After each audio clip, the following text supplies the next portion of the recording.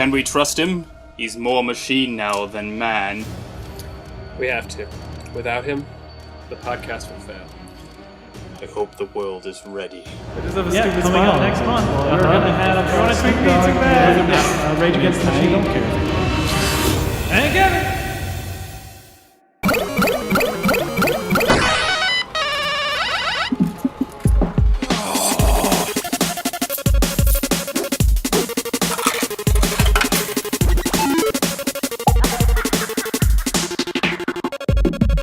Hey there, Jellyheads, and welcome to another episode of Last Coin at the Arcade. We're your hosts, Luke.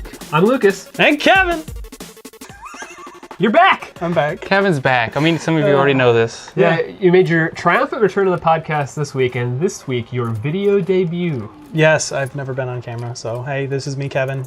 Post comments about my face. I hope he's handsome enough for you guys. He did my makeup, so if it's wrong, just yell at him. Yeah, you can. So this week, We're here to talk about video games. as every week, and usually we talk about games of the week. So Lucas, What is your game of the week? My game of the week is Quadrilateral Cowboy. That sounds perfect for you. Didn't you already do something called Quadrilateral? No, I think I talked about this. It's another game by Blendo Games. So I reviewed Flotilla a few weeks ago on the podcast. And I've also played Gravity Bone. They have another game called 30 Flights 11. And then And Gravity Bone, those seem to go together. Yeah. And If you do 30 Flights of Lovin', do you get to Gravity Bone? you should play them. They're good. Gravity Bone's like a real short, kind of a demo almost, that kind of put them on the map. 30 Flights 11 is in some ways a follow-up to Gravity Bone. I don't know if they're directed at it. I haven't played 30 Flights.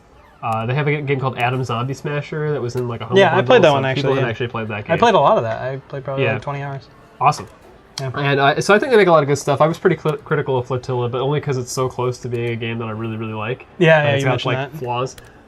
Quadrilateral Cowboy is a game in which you have stolen the most advanced computer parts available from the government. You have a blazing 56K modem. I was gonna say, 256 This was 1985 was the first thing I megabytes was gonna RAM. The say. year is 1980. I should have just blurted. And I you would've are a been hacker. Perfect. It's a really cool retro cyberpunk puzzle game in which you it's a first-person game. You infiltrate these fortresses. You bring your computer and you have to hack into the system Okay. to get through the levels. It really feels like hacking. It's like a real simple syntax. It's not like a real programming language, but you do have to be pretty quick. Like if you can't type parentheses and semicolons and do it quick, you're gonna run into trouble because you have to like run into a room, throw down your laptop, pound out a command, enter it, pick your laptop back up, keep moving. Okay. There's cameras that you have to disable by hacking into the system. If you disable them for more than 3 seconds, the alarms go off anyway. So a lot of the challenge is like figuring out what route you're going to take and then writing a program that will like disable the cameras one by one sequentially so you can get through the room. So do you at the just right like time. slowly learn a library of what you need, or? Yeah. The game, it's a really good example of a game that teaches you how to play as you play. Okay. There's no strict tutorials. In fact, one little tidbit I thought was really cool is when you get out of like the very first cutscene / level, there's like this box of binoculars on the table. Okay, yeah. And it says, just press Z. And then you like press Z, and it's like your binoculars zoom in, and you're like, oh, I have those on, and that's how you use them. You press Z. So like, there's a lot of little stuff in there, Okay. like the game that teaches you how to play, and it feels really natural. You eventually like even pick up like a little robot that you can remote control through your computer terminal, and there's a lot of complexity. It feels really good to play. I've heard it's short, but I have not completed it. Okay. How far are you in? I have played for somewhere between 3 and 5 hours. Okay. So it's at least that long. And it's hard. Like the trial and error of figuring out both how the commands work and going through the levels and figuring out like how am I going to solve this, because it's very open-ended, especially when it starts getting more complex. So I've enjoyed it quite Single a bit. player? All single player? Yeah, single player game. The graphics would have looked really rad in 1997, but it's got a good visual style. I think the static objects look great. Their style for people is like, I don't think it matches up with the world perfectly. It's like they have these like really, like their heads are literally cubes. They're like slightly, but they have like it's not like pixelated like Yeah, Minecraft people would be. I don't know. Is it 2D? No, it's 3D. It is? Okay. It looks pretty weird. Like they have the same style of people in Gravity Bone, in 30 Flights, and in this, and I feel like they should probably branch out in their visual style a little bit more, but it's kind of their signature thing, so I don't fault them too hard, and it doesn't detract from gameplay at all. I think the game looks pretty good when you're in it. If you don't like the visuals, then it's probably not for you. But That's usually how it goes, yeah. I liked it a lot. So, is it like, what are the visuals? Like It's like a low poly look. The textures are like high resolution, but they don't use too many colors. Everything's kind of like two-tone shaded. Is it like Legends of Grimlock? Is it Grimlock? Grimrock? Grimrock, yeah. No, it looks like Grim Fandango. Maybe that's what you're thinking of. Okay. No, I was thinking of Legend, because there's a 3D version of that too. Yeah. But it's very simplistic, so simple color. Supposed to be making a Grimrock movie. Really? The people who did the Fallout Nuka Break series Okay. did a Kickstarter for that. They were going to make like a series, and then like nobody heard about it again. They were like, "We're still making it. It's now a movie because we got too much money." I wasn't aware that Grimrock had enough of a plot to do that. Yeah, me either. Or enough of a following I was just to kickstart that. wandering through a labyrinth. I think the Grimrock people went to them, and then they had enough of a fan following themselves that they were like, "Here's the next thing we're going to do." So Kevin, Yeah. what have you been playing this week? Me and my friends got our hands on Worms WMD. W.M.D. You've talked about worms before. We did. So this is new Worms. What's Yeah. different about those worms than the like other worms? Worms, like many games, is kind of on a yearly release cycle. Yeah. And there have been hits and misses, but lately I think they've had more hits than misses. They've kind of narrowed down to like what makes Worms good, and you talked about it. You Yeah. want to play it. So far on the surface, if you don't know what Worms is essentially it's a 2D side-scrolling almost looking game where you see everything from the side, and it's all multiplayer typically, and your goal is to eliminate all of your friends' worms. Everybody typically gets somewhere between 2 to 3 worms depending on how many players there are. Not few, huh? Like it used to be like 4 worms. You can up it or lower it. Yeah. I think I think a shorter game is probably better. Yeah, and it depends on map size too. Yeah. So you basically use all these like ridiculous weapons, like sheep strapped with explosives, or bunker buster bombs. Super sheep. Yeah. And the concrete donkey is my personal favorite. Is that in this one? I don't think it is. Oh my god. Concrete donkey? Yeah, it drops a giant monument of a donkey and it just like pounds through the whole map top to bottom. It's amazing. Yeah, so there's certain weapons that are definitely more powerful than others, and you unlock them by picking them up on the ground. There's a fair amount of tongue-in-cheek with this one. Like the graphics are very cartoony, I'd say. They haven't really changed all that much. Graphics-wise, like, yeah, sure, they make it more, higher res or whatever, but it's about the same. They end up, with this one, they added crafting, Yeah. which changes a lot of things. So before, when you did Worms, you played your turn, and in between your turn, you're just kind of sitting there, like, maybe plotting what you do next. Cheering for your opponents and not hit you with those moves. Exactly.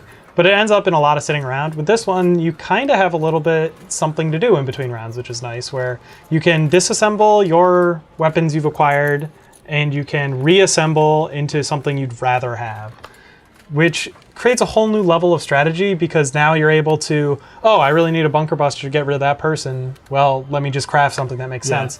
It does take multiple turns to craft certain things, so it's not like you instantly get a weapon. You have to plan out like ahead of time. But I find it's extremely useful for, let's say I just really don't like using a weapon, that I get weapons that I just never use. Well, it's a great time to just disassemble them. It definitely removes some of the unnecessary RNG too, because like before it was like if your opponent picks up the concrete donkey and you don't, you're in deep shit. Whereas now that's kind of normalized. Kind of, but not really, because it still takes an extra turn, or let's say you have to disassemble something to assemble something else. That's going to be 2 turns. You're not totally shit out of luck, but like you're still better off if you just pick up the shit you want the first time around. Correct, and you can craft what you want. So depending on your preference of how to play, you get to pick what you're going to get. Another thing they added was vehicles, which they didn't have in the previous ones. So now you get tanks, mechs, and helicopters. And when we played with them, basically it makes your worm have almost like double the health, and also you get extra mobility, because the mech's really good at jumping, let's say. It does like this ground pound where it slams into the ground and knocks like worms everywhere. The helicopter has a machine gun that shoots only straight down, so you kind of got to game that a little bit and figure out, how much damage it does. It really doesn't like decimate people with the helicopter. You're not going to be knocking people over or anything like that, but it's really good for just gaining extra armor and pecking away at people. And then the tank is just, it shoots a giant explosive blast that can knock things over and create craters and stuff like that. So the vehicles I really enjoyed. I was worried initially they'd be overpowered, but I didn't really find that. In fact, we ended up killing ourselves with our own vehicles a few times. I mean, it happens in every Worms game. They added in some new things, like there's a sheep now with a rope that can swing back and forth. So like it has like a tethering, but the instant it touches the ground, it's going to explode. So you kind of got to tether to the ceiling and like loop around like Spider-Man, except you're a sheep, and hopefully aim it correctly to hit the person. That frog candy game. Frog candy? It's like this iPad game where like you have this cut the rope. Cut the rope. Oh yeah. Yeah, well, Frog candy game. Yeah, exactly. So I gotta ask this. Yeah. You've been playing on PC online? Yep, on Okay. PC online. So my favorite way to play Worms in the past has been hot seat multiplayer. Yep. How does that work if you want to do hot seat multiplayer with the crafting when you have stuff to do when it's not your turn? I don't know. When you say hot seat, you mean joining and leaving mid-game? No, I mean like having like 3 people in the same room all playing on the same computer where one person sits down and plays their turn and then somebody else switches in. It's probably a lot easier to do these days. I don't know. With, like, I haven't done Xbox it. controllers where everybody has their own controller. The game actually is a lot easier to play on controller, by the way. When we were playing it, a lot of us had trouble with the PC controls. They're not intuitive at all, and they map things to really weird places. Even trying to remap it, mapping things like the fire button to like spacebar or whatever and jump to a different one, it just doesn't feel right at all. I hope there's at least a UI in there for people to be crafting, when you're playing split screen, essentially, while another person plays their turn. I don't know, because I'm not really sure. I mean, we all know split screen multiplayer is like dying out. it is, But, and I didn't test it it would because really bother me if like Worms, the last bastion of same screen play. I could have you over to play Worms if you'd like. Dude, we should do it. Warm it up. We'll have to figure out if this works because Wait, would it let you it play would bum me out. 3 people on a It screen? would. The old ones would. But We can give it a you that shot. much. Yeah. Can we go and play Worms? Is your house, Kevin? Well, yeah, probably. I mean, you're just you put me on the spot here, like in front of everybody. Like maybe I just don't want you He's at my gonna house. let me play Worms with them. We should just throw Kevin's house onto the green screen and pretend we're But no, we had a great time playing this game. It was really good, and I'd recommend it. They added a lot more single player stuff. There's actually a campaign this time around, which is mostly just playing against AI with certain goals in mind. They have a bunch of challenge modes, which I beat pretty much all of them within like 2 hours. So they're not crazy challenging, but they're enough to get you in the swing of things and like figure out the game. So at least all the initial challenges. I think there's some more advanced ones I haven't gotten to I'm yet. glad they're back on track after all the crazy 3D Worms of the 2000s. Yeah. Mayhem. 3D Worms? Yeah, there was like Worms 3D, Worms They're Mayhem. not good. They're garbage. Don't ever go near Are them. they, you mean like 3D? They're Are literal they, 3D. Yeah. Like it's 3D worlds. You have to aim in 3-dimensional space. Oh. It's just too much. Yeah, it is Forget too it. much. Forget it. With this, like, especially those ones, you couldn't destroy things.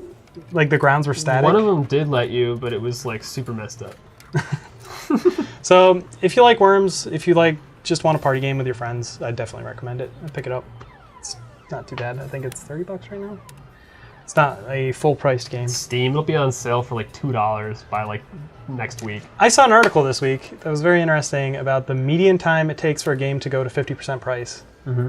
And in general, it takes, what was it, like 250 days, I think? Okay. It wasn't that long.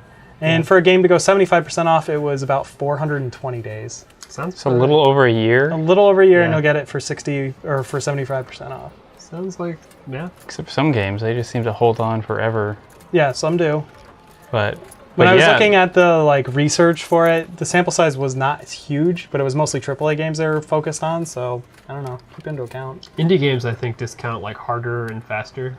They showed that In the explosive AAA games get discounted way slower, or the explosive indie games actually go down in price way slower than the AAA games. because things like Rocket League took forever to go 50% off because they did so well at first. Granted, they were released for free on PlayStation, which I think is part of it. I spent like a full $15 in Rocket League. I think it's a $20 game. Oh, something like that, yeah. But it's the time it takes for it to go 50%. Right. I understand. I'm saying there were no, like, yes. It had been out long enough that I would have expected if it were a AAA game, I would have been able to get it for half off, but I think I only got 25%. Yeah. And there is a bunch of extra stuff in the article, like if a game did extremely poorly, it would get discounted way faster. Yeah. Which makes sense, so backs things up. You're going to see No Man's Sky on deep discounts tomorrow? I would not be surprised. And then I can do my Game of the Week on it. Game of the Week on it? Yeah. So you did Battlefield last week on the podcast. You probably didn't see it. I was there. I saw everything. Go back. RecycledJellyfish.com. iTunes. Blah, blah, blah. So your Game of the Week, it was Battlefield, right? Yeah, I played Battlefield you got to play all weekend. Yeah. And I really enjoyed my time playing it. Like I was like, I do chores and stuff. And it's like, I think I might play like a round or two of Battlefield 1. Yeah. And it's like, they've definitely taken like the visual engine from like the Battlefront and threw it in this, and it's like, so everything looks awesome. Yeah, it looks awesome, and it runs relatively smoothly. Yeah. Like, I'm getting really high frame rates with ridiculous visuals. Yeah, when I load on it, like it instantly just says in the corner like 200 frames per second. It's like... Yeah. People online are only posting the bugs, but have the bugs actually affected your gameplay at all? I haven't had any like bugs at all. People like running around with invisible rifles, like, I'm gonna get you. there is a glitch in the servers. That's not a bad one. That's a great bug. There has been a glitch where like you go into a match and then like all your guns are gone, and you would have to like repurchase everything, and like you have to like log back out and in and out until it finally comes back. And that's just, I mean, it's in beta. This stuff happens. That's totally understandable. And but it's like on this map, I'm starting to like learn the things that I'm good at. Yeah. And like one of the things that like nobody seems to beat me is I'll load a light tank. Yeah, drive on top of that arch. You know that arch can be blown up? No, I didn't. Yeah, it's nobody's tried. Yeah. If you crash into it with one plane, it'll blow up instantly.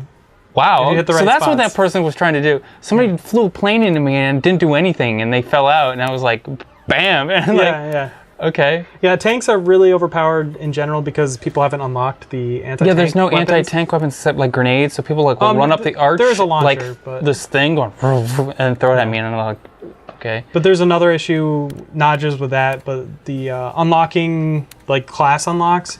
Your classes aren't leveling up. You are overall, but not your individual class, which makes it impossible to unlock the rocket launcher to stop the tanks. Oh, okay. So some people are having that issue. I did, but I'm not too worried about it. It's just a beta. So the coolest video I've seen so far was posted on Reddit. It was the point of view of the tail gunner in a plane, and they had like two guys on their tail. Yeah. The guy like dives into a canyon and starts weaving through the canyon, and both the planes tried to follow and failed and just crashed into the walls of the canyon. It was freaking awesome. It was like Indiana Jones. Exactly like Indiana Jones. Yeah, I enjoy the planes in this because like in the past Battlefields, like they'd move so damn fast that you couldn't do anything. Plus, if anybody had been playing for any amount of time, they had auto-locking missiles that you wouldn't have immediately when you're playing as a regular user. So can you imagine just going against someone with auto-lock missiles and you don't have them in the plane? It's impossible. Oh, and playing Battlefield 4 in the jet, I felt like I spent like more time like turning around, like going like, you're leaving the battlefield. Yeah. And, like, actually doing anything. Yeah, it's all... Just zoom across and be like, oh, shit, gotta make it. I love spawning as, like, you can pick the plane you want. It's just like planes are available for spawn. You're like, all right, I'll spawn, and you get to pick. Same thing with the tanks. That's cool. And so I don't need to just wait on a launch pad for some guy to die. No, That's great. That's awesome. And I'll pick the bomber because it's just like I love flying in. I can have the other two people worry about shooting the planes down. Yeah. And then I'll just spot tanks and just dive bomb them and just launch bombs. Yeah, nice. Plus, they're like flying fortresses. There's 3 or 4 seats in them. Maybe more for the bomber. 3 seats for the bomber, 2 for the attack plane, and I think the fighter's just you. Okay, yeah, and the tank has 6 total. There's the light tank is just you. Yeah. The one I like using. But there's like one called like a land ship. Yeah. And it's just so like this slow. giant box with cannons all over it. Yeah. And basically, if you're a squad leader, you're just like, yep, everyone's spawning on me, and we're just assaulting. I like the game. It's a good game, and hopefully they include enough maps and modes to keep it interesting. Yeah, I hope when it comes out. I really did enjoy the aspects of bombers being able to make craters. Yes. So later on in the game, certain flag points are much easier to take because at first they're like in an open field, but once something's basically been bombed out, it creates actual geometry for people to hide Yeah, I behind. like the fact they included bomb damage, because I don't think that's been in the other ones. What do you mean? In the other battlefields, like if you something explosive went off, it didn't It makes affect a crater, the yeah. ground. Yeah, it does. In previous games? Yep, almost Oh. all of them. Oh, okay. I think ever since Bad Company, they've had Bad something Company, like- it's been okay. Grenades don't never do mind. much. Grenades, for the most part, in the games, just clear the texture almost. I don't Just know, make for a some dirt reason splash. this game I'm noticing it more because because of the World War I aspect, and that was like a huge part of it. But yeah, tanks and rockets have always been able to make craters, and because I remember bugging it really badly in. There was Bad Company 2, you could do it, and also I think they scaled it back in Battlefield 3. You could just keep bombing the same spot, and it would just get deeper and deeper and deeper. But they eventually put a limit on it, I think, in Battlefield 3. I'm hoping there's like a trench map where it's just the wasteland with like the trenches, and then you just have to all have to go over it after each other. That'd be Yeah, kind of I think they also got the destructibility a little bit better in this one, where I don't find while playing that the map gets leveled. not as fast. Not no. nearly as fast as previous Battlefields, and I think part of that may be the unlock system.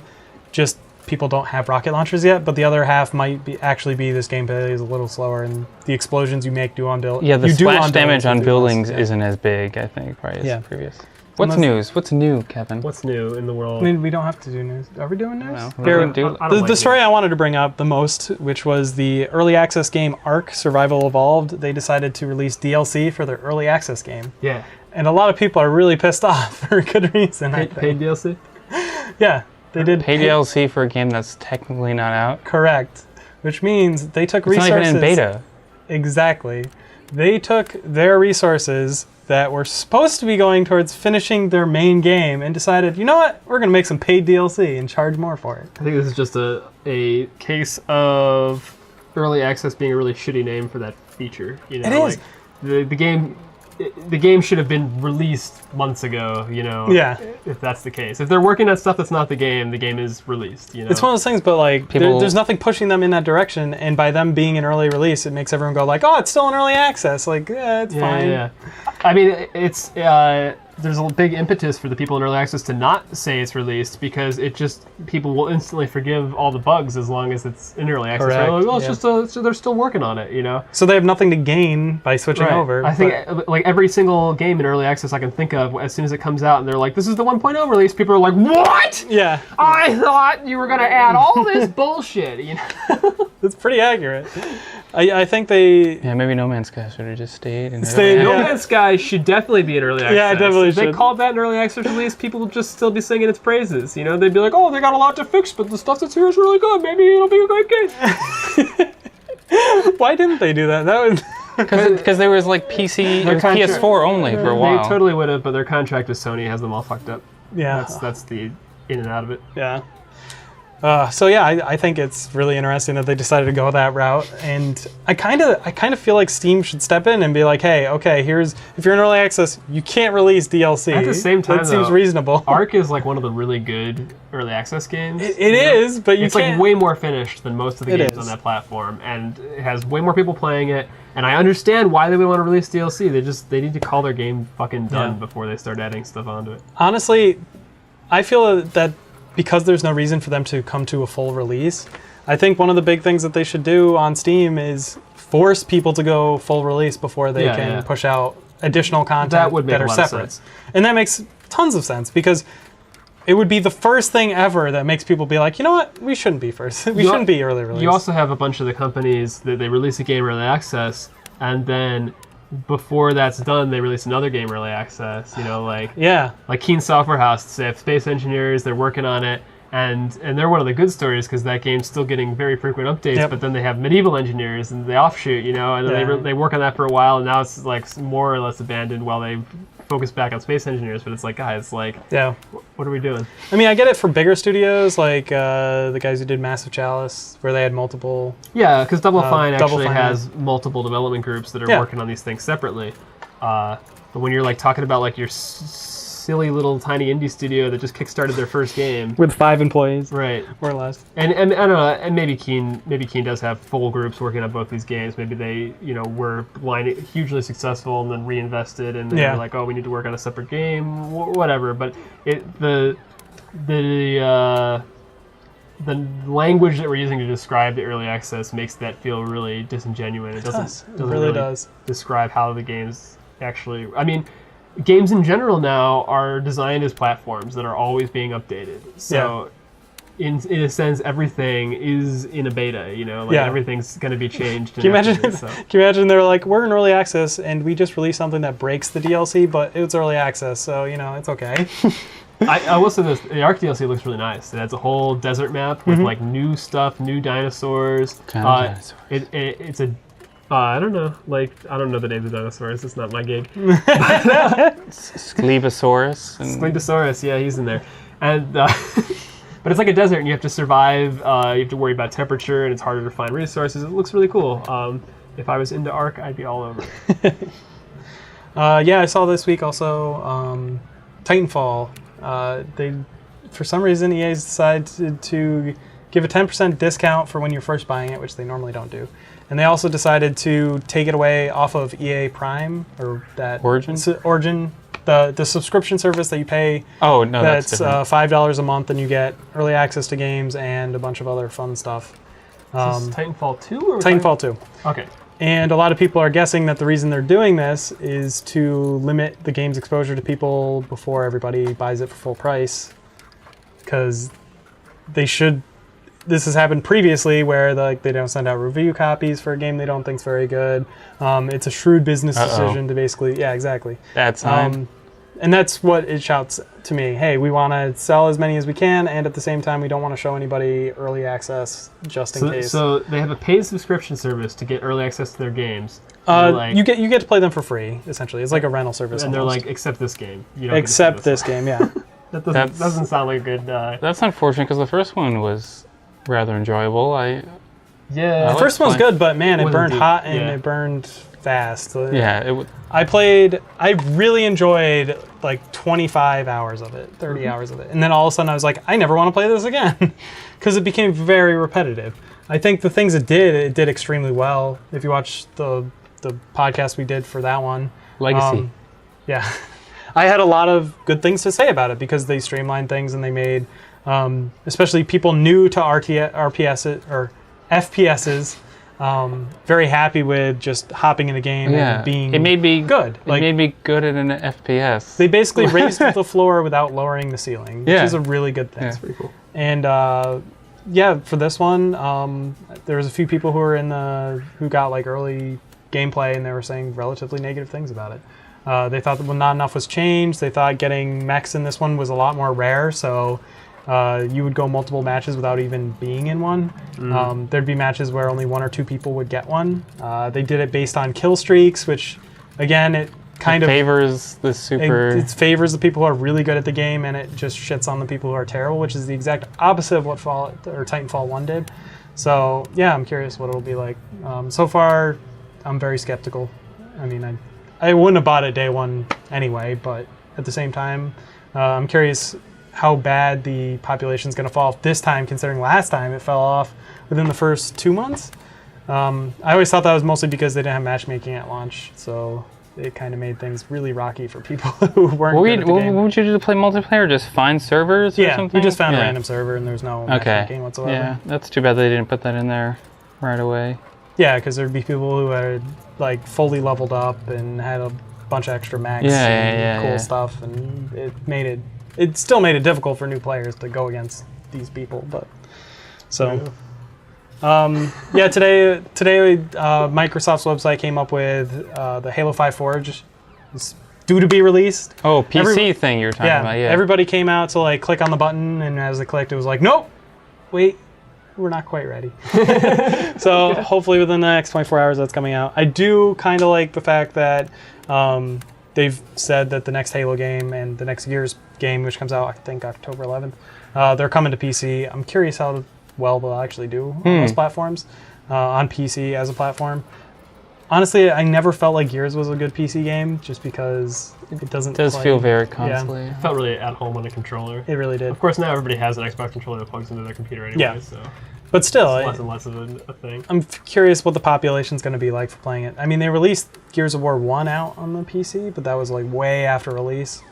So with this one on PC getting released a little bit closer to the Xbox version, maybe it'll be better. Same with Halo. I think that will do well.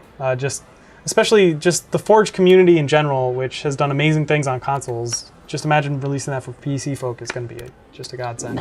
I think that gap's getting smaller all the time between the PCs and the consoles. I would expect that the Xbox One is the last Xbox.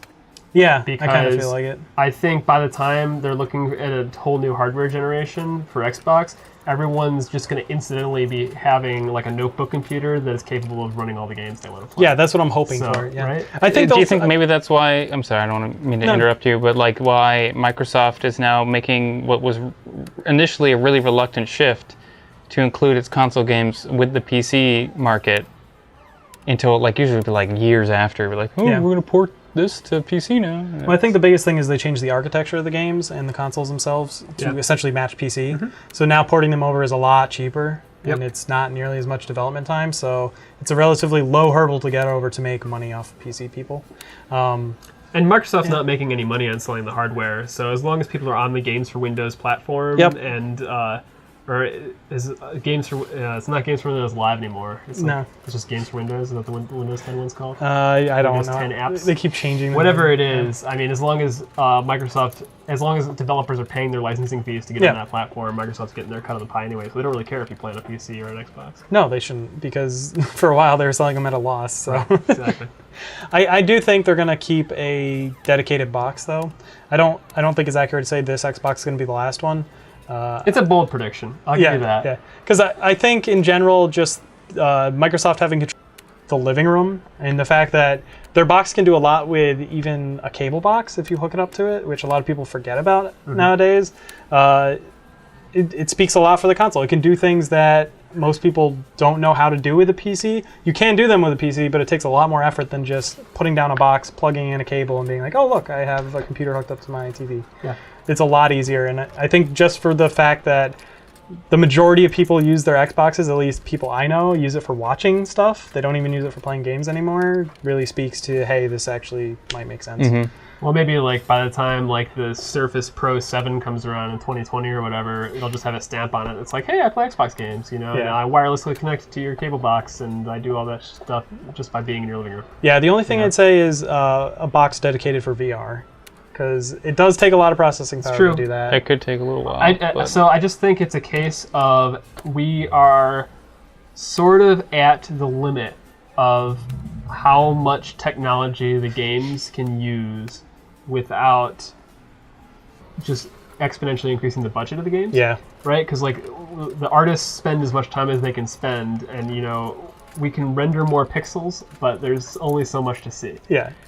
So the hardware is just keep marching, like the march of the advancement of hardware doesn't stop. So and they keep making it more efficient. It's just going to get to the point where the hardware to run the best games in the market is just a $200 machine, and that's just the way it is. Yeah. So I don't think that future is far off as some people think, but there's also politics in play that might make it farther off than it should be. Yeah. So we'll see. I think one of the reasons of them switching over the architecture was them finally being like, oh, look, this architecture means we can just create games on this with this hardware. Right. Previously, they had to use special architectures because they were much more efficient at drawing polygons. Yep. And that was the only reason they did that. Yep. Especially it was extremely prevalent on PlayStation 3 and how it made everything way more cumbersome, but it was really efficient if you knew how to use it. Well, I mean, a Nintendo 64 is like crazy good at doing what it does with like no power. Yeah. It's like super specialized for this, and now it's like we just throw power at it. Yeah. Whatever, man. We got more power. We can just throw some power at it. Yeah, exactly. So that's all I got for this week. That's all. That's it. There have been rumors that Nintendo's next console will use cartridges. So the rumors for Nintendo, the NX, right? It's supposedly going to be a replacement for both the 3DS and the Wii U. And it's going to be some sort of box that you play games on, like a 3DS. So like the existing controller. Sort of like the controller for the Wii U, right? But it'll be more portable. It'll be like a Game Boy. But then when you're in your house, you'll be able to like either plug it into a dock or just wirelessly connect to something, and then just be like, I'm home now, I want to play on my TV, and just be like, beam it up to the TV. You know what I mean? And that definitely seems more the future. It seems that pretty we've been talking cool. about. Just- And since split screen multiplayer is already dead, there's no reason to be worried about having to buy more than one of them to play with your buddies. Plus, Well, I mean, you can though. I think everybody I know already owns a 3DS anyway, so it's not out of the question that all my friends will just have a Nintendo NX to bring over to my house if they want to play multiplayer with my shit, you know? So Yeah, I haven't bought the new the new console though from them. The Wii U? No, You the handheld. The new 3DS. Yeah. No, you don't need it for anything. It's fine. What's different about the new 3DS? It's got more Do you power. need it for Pokemon? Nope. Thank God. Sun and Moon will play in the old one. The new Monster Hunter plays in the old one. What else is big on the 3DS? Phoenix Wright plays in the old one. All these Zeldas. They just announced the new Yoshi's Woolly World. It's portable. It's actually the old Yoshi's Woolly World, but now it's portable. That'll be on the old 3DS. So, 10 times fast. yeah. It's really hard. Yoshi's Woolly World. It's portable. Yeah, I mean, it's going to be an interesting step. I think they really just need to bring in third-party people.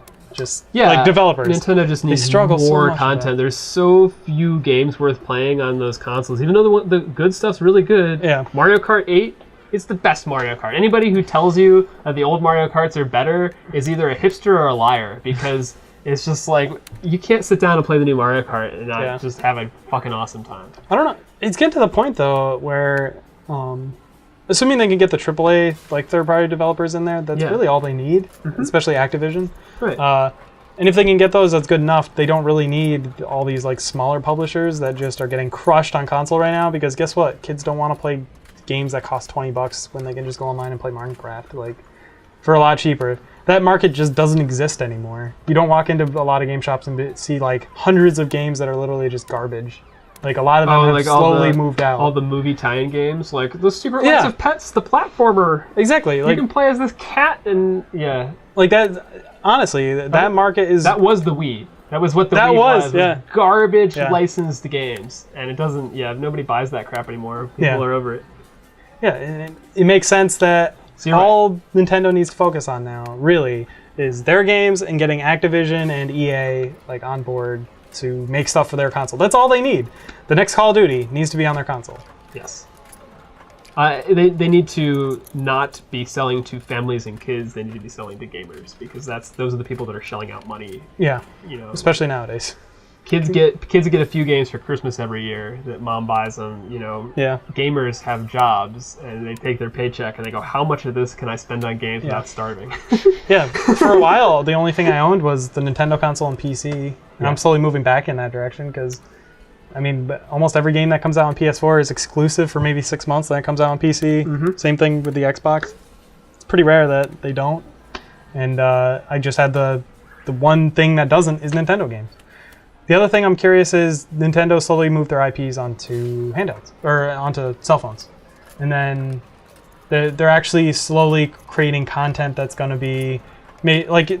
Just them releasing license saying, "Oh yeah, you can do Pokemon Go." Like, I think the success of Pokemon happen. Go is definitely going to lead to more in-depth, real Pokemon games being made available on like Android, where more people can get to them. Yeah, and that's not the only one. There's a few other examples. I just can't think of them off the top of my head where they finally said, "Yeah, you can have a Mario game on the phone.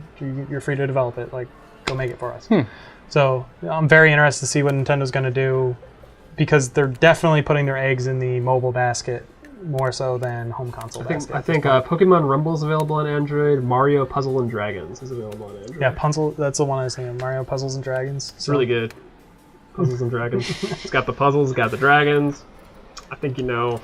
Yeah, it's definitely a direction I think they should be moving in, because that's what their handheld games are just so much better than the risk they run is if like I could buy Pokemon Sun and Moon on an Android, or so Sun and Moon's on 3DS. I already have a 3DS. That's done. But if the next Pokemon game 18 months from now is available on Android, there's no way I'm buying their next handheld bullshit. I'm just putting it on my phone, you know? Yeah. So and they're making enough money on the hardware side of things that like that's a concern for them. Yeah. But it's gonna come down to like, well, if our audience gets 10 times bigger, why do we really need to be in this hardware business? Exactly. So I think sooner or later that'll happen. I kind of wish Nintendo would just wake up and be like, you know what, we'll release a Mario game on the Xbox. Like, would it kill them? I don't think so. I think they would be fine with that. Moved on.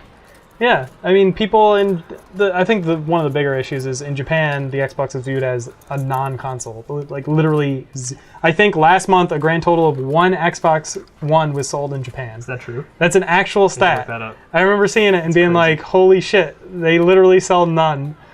It's amazing to me. And then just the fact that PlayStation 3, or not 3, but 4 now, the PlayStation is now it's an actual console there. So if anything, they'd probably team up with Sony to do it. But they're such big rivals, who knows? Hey Jellyheads, thanks for tuning into this episode of Last Coin at the Arcade. We've been your host, Luke. Another Luke. And Kevin! You can also find this and other shows at psychojellyfish.com. We also provide this show as a podcast on iTunes, the podcast app, Stitcher.